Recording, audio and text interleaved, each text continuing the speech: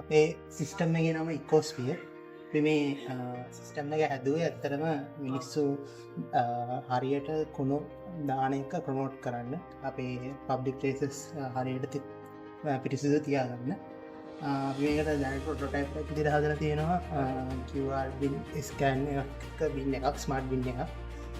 මේකෙන් වෙන්නේ අපේ මුලින්ම ඉන්ස්ට්‍රක්ෂන් තියෙනවා බින් එකේ ස්කෑන් කරලා අපේ ඇප් එක දාගන්න. ඇප් එක මේ විදිහට තියෙන්නේ.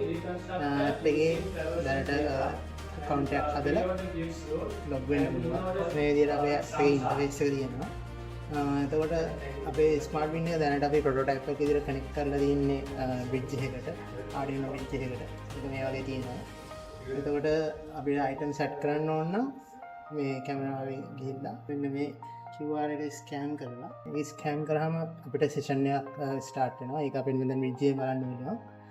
ඊට පස්සේ අපි ළඟ තියෙන අයිටම් සෙට් කරනවා තියෙන්නේ. මේක මෙහෙම අයිටම් එක ඇඩ් කරද්දී ඒක රියල් ටයිම් අපේ ස්මාර්ට්ෆෝන් එකේ පෙන්නනවා.